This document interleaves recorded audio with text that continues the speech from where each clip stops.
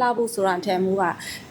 ခန္ဓာကိုယ်ကျန်းမာမယ်ပြီးတော့အဓိကစိတ်ကျန်းမာမယ်ပြီးတော့မှအသားရည်လှပမှုလို့ဘာလို့တတိယလိုက်တာပေါ့နော်ဆိုတော့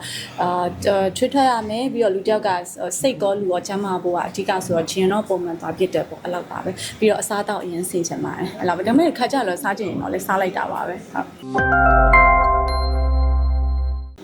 ဟုတ်အကျိုးရလက်လေးကဘူးတိုင်းလည်းတည်ပြီးတာကိုယ်တော်လည်းဒါကျွေးရလက်ကတော့ပဲရမ်းလှနေရပဲဘာမှမကြိုးစားပဲနဲ့ဘာမှမရအောင်ဟုတ်မှန်ကြည့်ဘေးနားမှန်ကြည့်တက်တူရွယ်တွေပဲသူကကိုကနေကျွန်တော်နေစားကျွန်တော်စားဒီလိုရုပ်ဖြစ်တယ်ဗာလဲကျင်းလာကျင်းတဲ့ကလှတယ်သူလဲသူထိမ့်သိမ့်ထားတဲ့အတွက်ကြောင့်မလို့သူအလှနဲ့သူပေးဆက်ထားတဲ့ဟာနဲ့သူလှနေရကွာကျင်တတ်တယ်ကွာအဲ့တော့အဓိကကဘာလဲဆိုတော့အမျိုးသမီးတွေကကိုဖြစ်နေတဲ့ပုံမှာကိုကျင်တတ်ဖို့ကိုအရေးကြီးဆုံးပဲအရန်လှကျင်တာဘာမှမပြောနဲ့မစားပဲနဲ့နေဟုတ်တယ်လေဟုတ်လေမစားပဲနဲ့နေလို့ပြောတာလေဟုတ်တယ်လေမစားပဲနဲ့နေတဲ့ဂျင်သွားတယ်လေဂျင်မသွားပဲနဲ့မစားအစားတွေစားနေမယ်ဟိုပိန်လဲပိန်ကျင်တယ်လှလဲလှကျင်တယ်ဂျင်လည်းမသွားကျင်ဘူးအစားလည်းမလျှော့ကျင်ဘူးဆိုတော့ဘာမှဖြစ်လာမှာမဟုတ်ဒါကိုကလက်တွေ့ပဲဟုတ်တယ်လေဂျင်သွားမယ်ကျန်းမာလာမယ်အစားလျှော့မယ်အစားလျှော့ရဲဆိုတာကျန်းမာတဲ့အစားအသောက်ကိုစားမယ်မှန်ကန်တဲ့ skin care ကိုလုပ်မယ်ဆိုလို့ရှိရင်ဒါဟာဥပမာဆိုကိုရီးယား skin care မှန်မှန်လုပ်တယ်ဂျင်မှန်မှန်မသွားအစားမှန်မှန်မစားအစားကိုစားချင်တာစားရတဲ့ဒီလိုပုံစံဖြစ်တယ်ဒီမှာ skin care လည်းမှန်မှန်လည်းလုပ်တယ်ဂျင်လည်းမှန်မှန်လည်းသွားတယ်အစားကိုလည်းလျှော့ရတဲ့အတွက်ဒီလိုမျိုးဖြစ်တယ်အဲ့တော့ဒါကိုရှိမှနီးလက်ယူလာကြအများကြီးရှိတယ်အဲ့တော့အဓိကကိုစိတ်ချမ်းသာဖို့အရေးကြီးတယ်ပေါ့နော်လှဖို့ဆိုတာအထက်မူက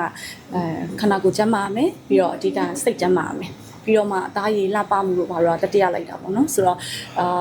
ချွေးထွက်ရမယ်ပြီးတော့လူတယောက်ကစိတ်ကောလူရောကျန်းမာဖို့ကအဓိကဆိုတော့ဂျင်တော့ပုံမှန်သွားဖြစ်တယ်ပေါ့အဲ့လောက်ပါပဲပြီးတော့အစားတောက်အရင်ဆေးချင်ပါတယ်အဲ့လောက်ပဲဒါပေမဲ့ခါကြလို့စားချင်ရင်တော့လည်းစားလိုက်တာပါပဲဟုတ်ယောဂတော့တော်တော်လေးယောဂဆိုတာထက်ဂျင်တော့အခုနောက်ပိုင်းပုံမှန်လေးဆော့ဖြစ်တယ်ပေါ့ဟုတ်ဘာကြောင့်လဲနေနေလဲဆိုကိုယ့်ကိုအရင်လာရလို့ထင်လာလို့ပေါ့နော်အဲ့လိုတော့မဟုတ်ပါဘူး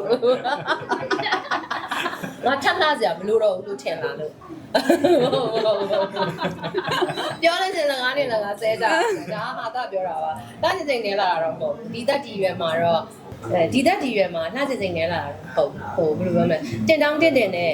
အသက်ကြီးလာတဲ့မိန်းမတစ်ယောက်ရဲ့ဂုံနဲ့အသက်ကြီးလာတဲ့မိန်းမတစ်ယောက်ရဲ့ရှိတဲ့ရှိထိုက်တဲ့ကြက်တီနဲ့ရှိတဲ့ရှိထိုက်တဲ့အဲ့လိုမျိုးပေါ့နော်မှန်နဲ့ထန်နဲ့ရှိလို့ရှိရင်ကျင်တတ်ပါပြီဘာလို့ဆိုတော့အရန်ကြီးလဲဟိုလှအောင်လုပ်တဲ့အခါမှာကိုလှကျင်ရင်လှကျင်သလားအခုခက်ကလေ